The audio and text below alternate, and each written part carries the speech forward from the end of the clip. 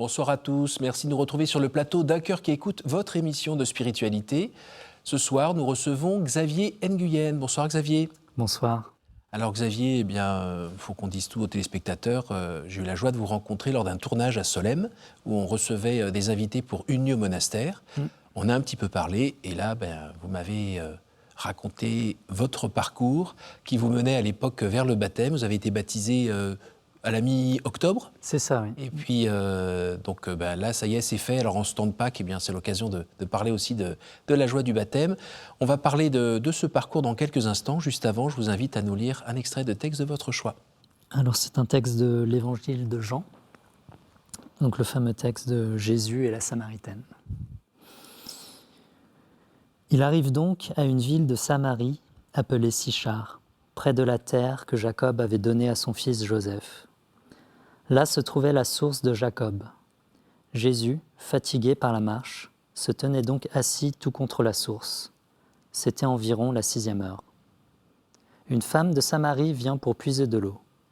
Jésus lui dit : « Donne-moi à boire. » Ses disciples, en effet, s'en étaient allés à la ville pour acheter de quoi manger. La femme samaritaine lui dit : « Comment, toi qui es juif, tu me demandes à boire, à moi qui suis une femme samaritaine ? » Jésus lui répondit : « Si tu savais le don de Dieu, et qui est celui qui te dit : Donne-moi à boire, c'est toi qui l'aurais prié, et il t'aurait donné de l'eau vive. » Alors Xavier, pourquoi ce choix de texte ? Alors j'ai choisi ce texte car il me rappelle un peu mon chemin vers Dieu, qui a commencé en fait par ce sentiment de soif.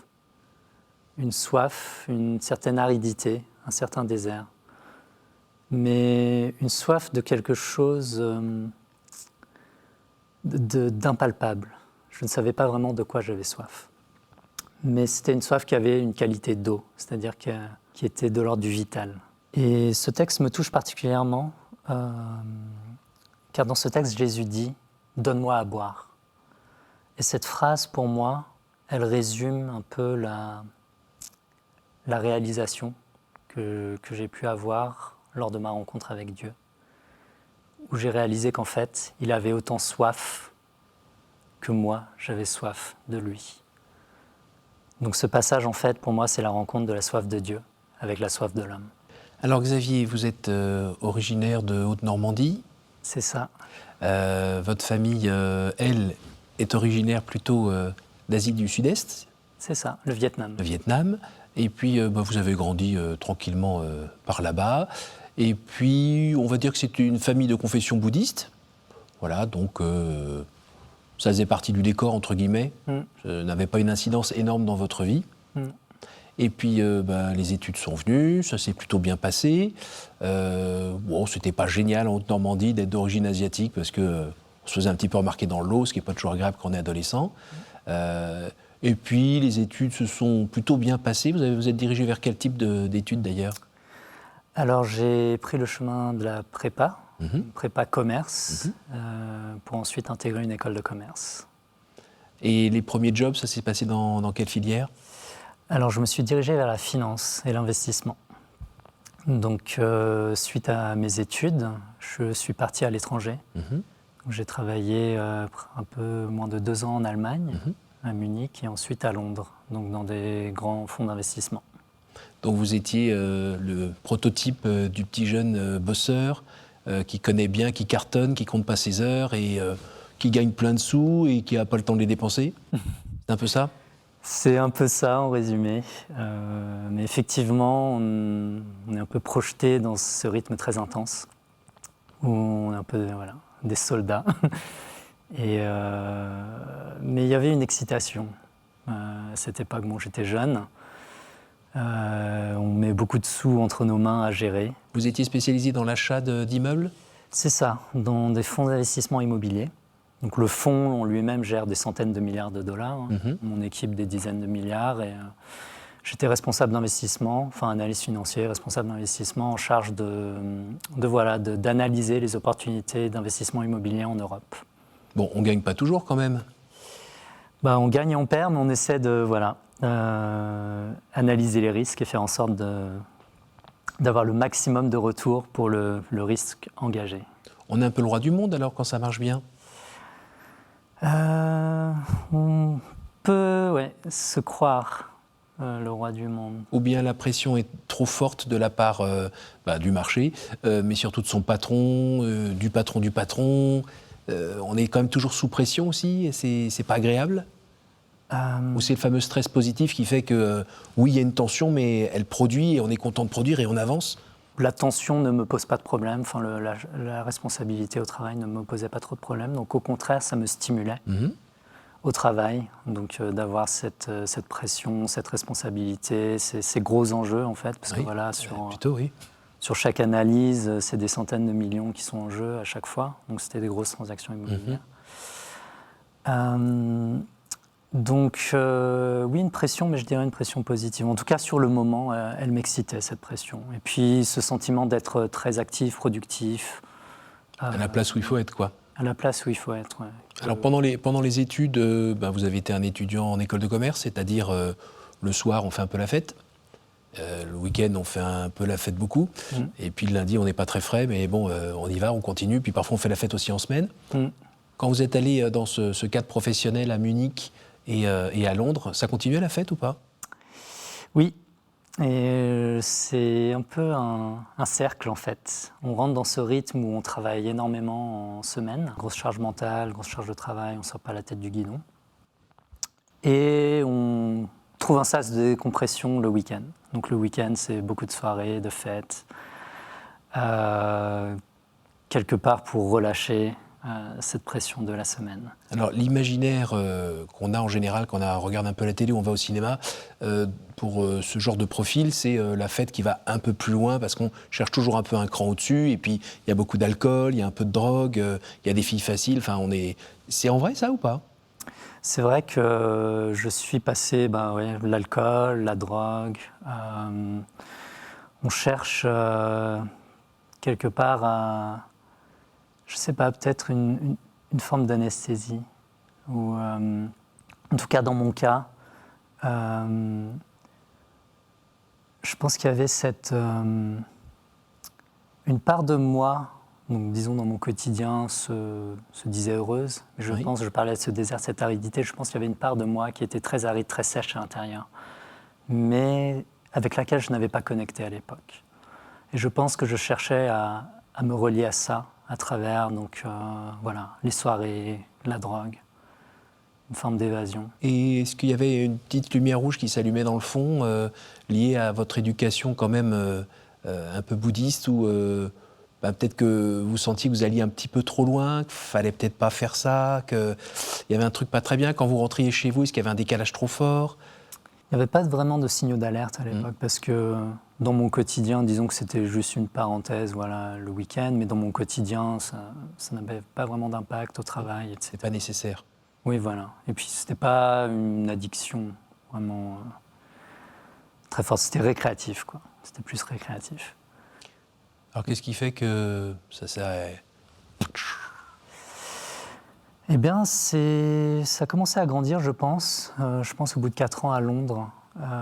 Donc voilà, je gagnais très bien ma vie. J'avais une vie qui ronronne, comme on dit, un bel appart dans les beaux quartiers. J'avais ma santé, la famille, les amis. Je voyageais quand je voulais, où je voulais. Extérieurement, j'étais comblé. Rien ne manquait, une petite amie. La vie roule, un peu de l'autoroute, quoi. Et puis du succès au travail, voilà. J'étais bon dans ce que je faisais. Mais... Vous étiez encore dans la vingtaine, là? J'étais encore dans la vingtaine, oui. La vingtaine, j'étais 26, 27. Et ensuite, oui, je dirais, ça a pris la forme d'abord de l'ennui au travail. J'ai commencé à ressentir de l'ennui au travail. Le fait de... Certes, on était dans l'action, dans la production, mais le sentiment d'être à l'étroit intérieurement. Il y a quelque chose qui n'était pas très expansif intérieurement. Donc on se sent un peu étriqué, on commence à s'ennuyer, je commençais à me poser la question de est-ce que je suis à ma place, est-ce que ce travail me plaît vraiment, est-ce que se poser la question du sens aussi, le sens de mon travail. Et ensuite, je dirais, c'est venu assez naturellement. Au bout de quelques mois, j'ai senti que voilà, j'avais envie de voir autre chose, de prendre un peu de temps à l'écart pour prendre du recul. Parce que, comme je vous disais, j'étais un peu dans cette autoroute. Et donc voilà, j'ai pris la décision, peu de temps après, de quitter mon travail et de partir en sabbatique. Alors, il y a des gens qui vous ont parlé de burn-out ou de choses comme ça? Oui. Et vous, vous sentiez que c'était un petit peu de cet ordre-là ou... Oui et non. C'était une forme de... Enfin, je ne me sentais pas fatigué psychiquement ou physiquement. J'étais plutôt à l'aise dans mon travail. D'accord, donc c'était pas tout à fait de cet ordre-là. Non, pas vraiment. C'était plutôt OK. C'était And so what? Ouais, so what? C'est un peu des questions existentielles un peu qui ont commencé à venir, je pense. De l'ordre du spirituel, parce qu'à l'époque, j'avais commencé à me mettre à la méditation aussi. Et par la méditation, comme si j'avais relié avec cette part de moi-même intérieure qui était spirituelle, hors du matériel. J'ai réalisé qu'il y avait quelque chose au-delà de la matière. Et la pratique de méditation m'a ouvert à ça. Et du coup, m'a invité à me poser des questions de l'ordre plus métaphysique, existentiel, sur Dieu, sur la nature spirituelle de notre existence. C'est le début de votre année sabbatique, là? C'est ça, oui. Donc c'est vers la fin de mon travail et puis le début de l'année sabbatique. Qu'est-ce que vous allez faire pendant ce temps-là, alors, pour essayer d'étancher votre soif? Vous allez chercher où? C'est ça. Donc cette soif, comme je vous disais au début, je ne savais pas trop quelle était la source. Donc je suis parti un peu en recherche un peu partout. Donc je suis parti en voyage tout d'abord. Un peu un voyage autour du monde, quoi, comme on fait souvent de nos jours, les jeunes, quand ils partent en sabbatique. Donc je suis parti un peu sur tous les continents, donc en Amérique du Sud, en Asie, en Inde. Donc rapidement, ce voyage, cette recherche est devenue une recherche spirituelle. Donc j'ai cherché un peu dans les différentes sagesses. Donc la sagesse de l'Inde, donc dans l'hindouisme, dans la sagesse de l'Himalaya. Je passais quelques mois dans les montagnes de l'Himalaya, dans des monastères bouddhistes, hindouistes, faire des retraites, rencontrer des gens. J'étais en Amérique du Sud, voir des cultures indigènes, chamaniques. Et puis retourner au Vietnam aussi, me relier avec mes racines. J'étais au Japon aussi. Et puis beaucoup de lectures et de recherches. Et des rencontres? Des rencontres aussi. Qui nourrissent des maîtres de sagesse ou des guides spirituels ou... Vous en avez trouvé sur votre route aussi? C'est ça, oui. On croise la route. Et qui à chaque fois ont donné des petites pichenettes pour vous faire avancer et qui vous ont pas pris... Alors, j'ai fait des belles rencontres, des personnes qui m'ont éveillé, tout simplement, et puis étancher un peu ma recherche de vérité. Et puis, on fait aussi des rencontres peut-être moins bienveillantes, personnes qui cherchent plus à vous manipuler. Donc ouais, il faut être prudent sur le chemin spirituel. Vous étiez un peu vulnérable aussi à ce moment-là? Oui, vulnérable et ignorant, je pense. Et vous avez perdu quand même un petit bout d'aile en route. Vous êtes fait un petit peu abîmer quand même sur ce trajet-là? Je dirais que, en fait, dans cette quête, je me suis abîmé dans le sens où c'était une quête, je pense, qui était trop tournée vers moi-même, au fond. Et cette recherche de sagesse et de vérité, elle n'était pas suffisamment tournée vers l'autre. Et j'étais un peu dans cette recherche d'éveil spirituel. Mais visant plus le bien-être que la possession d'un savoir que d'autres n'avaient pas? Ça visait à la fois un bien-être et à la fois, la recherche d'un savoir. Et avec le recul, je réalise qu'il y avait une part d'orgueil dans cette recherche. Car c'était une recherche de connaissances peut-être pour pour affirmer une supériorité sur les autres. Et ce qu'on appelle l'occulte ou l'ésotérisme, ces connaissances cachées, comprendre l'univers, comprendre Dieu. Vous êtes allé un peu taper dans l'occultisme aussi? Je l'ai effleuré, disons. D'accord. Ouais. J'ai croisé des personnes sur mon chemin qui étaient versées. Bon, et la providence et la gentillesse de ne pas vous laisser trop aller dans cette route-là? C'est ça. Et je pense que j'ai coupé au bon moment, lorsque j'ai réalisé. Mais ça m'a affecté, oui. Alors, Jésus, vous le rencontrez où dans tout ce voyage? Partout, bien sûr, avec tout le monde. Mais Ouais. cette rencontre, vraiment, avec lui, c'est quand? C'est où? Je ne le cherchais pas du tout à ce moment-là. Alors, ce qui est assez intéressant, c'est que dans ma recherche, le christianisme était vraiment hors du radar. Et en fait, donc, j'étais dans un moment de souffrance à ce moment-là, de tourmente. Et je pense, suite à ma recherche spirituelle qui n'aboutissait pas et où j'ai vécu des déceptions, j'étais dans un moment de souffrance et je ne sais plus exactement pourquoi, mais je suis allé acheter une Bible dans une librairie à Paris. Et j'ai commencé à la lire, donc comme on lit un livre, commençant par la Genèse, sans vraiment comprendre ce que je lisais. Mais j'y décelais une force, en fait, quelque chose qui allait m'aider. Parce que j'étais dans un combat spirituel, je dirais, à cette époque. Et parce que je pense quand on est dans cette recherche spirituelle, ésotérique, on peut créer des liens spirituels qui ensuite nous oppressent et créent des difficultés. Donc je voyais dans la Bible quelque chose qui allait vraiment me protéger, bizarrement, je ne sais pas pourquoi. Et quelques semaines après avoir acheté cette Bible, j'ai fait l'expérience d'une rencontre à laquelle je ne m'attendais pas du tout. Donc c'est venu à moi. Donc j'étais un jour chez moi, je crois que j'écoutais un chant religieux d'ailleurs. Et c'est comme si Dieu était venu me saisir. Et je dirais pas, à l'époque je ne mettais pas encore le mot Dieu dessus, je dirais une présence.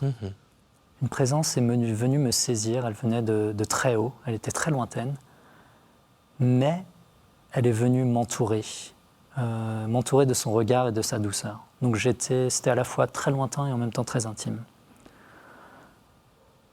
Et cette présence, elle était une personne. C'est ça qui m'a frappé, comparé aux expériences peut-être mystiques que j'ai pu avoir auparavant. C'était vraiment une personne. Donc il y avait un autre. Et elle m'a fait comprendre deux choses. La première, elle m'a fait voir mon péché. Et c'est la première fois de ma vie que j'étais face à mon péché, mon orgueil, ma vanité, mon autosuffisance. Le fait de compter que sur mes propres forces. Et elle m'a montré ce cœur de pierre. Et en même temps, elle m'a montré que face à cette misère, ce cœur de pierre, elle m'aimait, tel que j'étais. Et cette présence, elle m'aimait depuis le premier jour. C'est-à-dire qu'elle était là, à la porte de mon cœur, depuis ma naissance, mais je l'avais refusée toute ma vie, par ignorance, par vanité, par orgueil, par refus de l'aimer. Donc c'était un refus d'aimer, ouais. Elle m'a fait prendre conscience de mon refus d'aimer. Et donc je me suis mis à genoux et j'ai dit deux choses. Il y a juste deux mots qui me sont sortis de la bouche, c'était pardon et je t'aime. Donc pardon, je t'aime. Je pense que j'ai répété ces deux mots pendant plusieurs minutes. Et donc ouais, c'était une expérience, je dirais, une première rencontre que je n'ai pas du tout compris sur le moment. Ça a mis du temps. Je n'ai pas fait le lien tout de suite avec le Christ. Mais en approfondissant en fait mes lectures et ma connaissance de la foi chrétienne, j'ai réalisé que le Dieu en fait de la Bible, Jésus, le Dieu chrétien, C'était lui. correspondait en fait à cet autre, à cette présence que j'ai expérimentée ce jour-là. Après, qu'est-ce qui vous a mené à cette demande du baptême alors? Ça a été un long chemin. Donc entre cette première rencontre et le baptême, il s'est passé 2 ans et demi. Et car au début, je l'ai mise dans un coin. Je ne comprenais pas vraiment cette expérience. Et je l'ai douté aussi. Mais la graine avait été déposée en moi. Et je pense que une fois que la graine est déposée, je pense que Dieu ne nous lâche plus. La grâce opère. Et j'avais énormément d'a priori en fait, sur l'Église, la foi catholique. Et j'ai dû faire un chemin qui est passé par des séjours en monastère, moi comme là où nous nous sommes rencontrés, monastère bénédictin. C'est passé par des lieux de pèlerinage aussi. Je suis passé par Lourdes, par le Puy-en-Velay, je suis allé à Medjugorje aussi, en Bosnie, sans trop savoir pourquoi. Et finalement, a posteriori, je réalise que voilà, c'est l'action de la Vierge qui m'a vraiment tenu la main sur ce chemin. Et donc voilà, des lieux de pèlerinage et des rencontres aussi. J'ai fait un séjour notamment au Cenacolo, oui. qui est une communauté qui aide des jeunes en détresse, oui.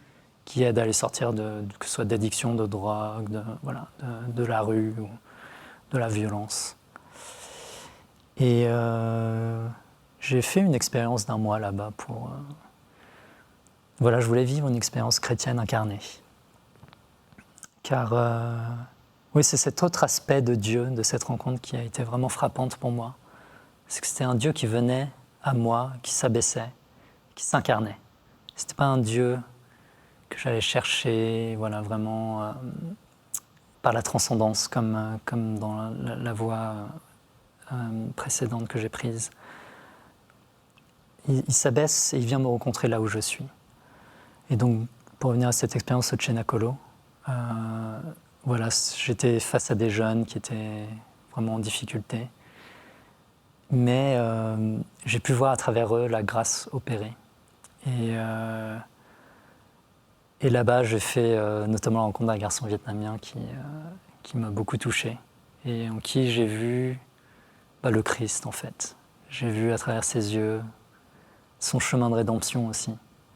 Il m'a beaucoup touché par sa bienveillance et sa douceur. Et je pense que, ces rencontres, en fait, et de voir ce Christ incarné à travers les autres. Est-ce que vous pouvez nous dire, en un mot, parce qu'on arrive déjà à la fin de cette émission, ce que le baptême vous a offert? Le baptême, je le résumerai de la manière suivante. C'est à la fois tout changer et rien changer. C'est-à-dire qu'on est toujours le même, on est toujours avec ses faiblesses, ses souffrances, ses difficultés. Mais tout cela est maintenant habité. C'est habité par l'Esprit Saint. Et tout prend... C'est comme si mon regard avait changé. Et je suis le même Xavier, mais intérieurement, il y a cet espace où j'accueille en fait la grâce de Dieu et je peux accueillir donc les autres tels qu'ils sont. Alors là, je vais vous demander d'accepter ma requête. Est-ce que vous pouvez me dire un chiffre entre 1 et 8, s'il vous plaît? Disons 3. Quelle est pour vous la plus belle fête? Je dirais la nativité. Parce que ça me fait contempler en fait justement cette incarnation et la fragilité de Dieu en fait, qui a accepté de se faire homme et de se rendre aussi vulnérable qu'un bébé et aussi dépendant qu'un bébé, donc dépendant auprès de sa mère. Je trouve ça très beau en fait, cette idée de la vulnérabilité de Dieu. Entre 1 et 7? 7. Si vous pouviez emmener 3 objets au paradis, ce serait? Je pense qu'au paradis, on n'a plus besoin d'objets. Donc je viendrai tel que je suis, nu comme on dit. Entre 1 et 6. 1. Quelle image vous faites-vous du paradis? C'est une communion absolue, donc avec Dieu, avec les autres. Et donc voilà, tous dans la lumière de Dieu et en présence les uns des autres. Merci Xavier. Merci d'être Merci à venu vous. nous retrouver dans nos studios là à Malakoff pour nous partager ce chemin qui continue, hein, parce que le baptême, c'était déjà il y a quelques mois, mais voilà, votre foi grandit et puis professionnellement aussi, maintenant vous avez la trentaine, il va falloir orienter ses capacités, cette énergie dans de nouvelles choses. Merci beaucoup de nous avoir raconté cela tout simplement. Merci à vous tous pour votre fidélité. Vous pouvez évidemment retrouver ce programme sur notre site www.ktotv.com. Évidemment, un programme à partager autour de vous pour que ça porte des fruits. Et puis, moi, je vous donne rendez-vous tout simplement la semaine prochaine, même heure, même endroit.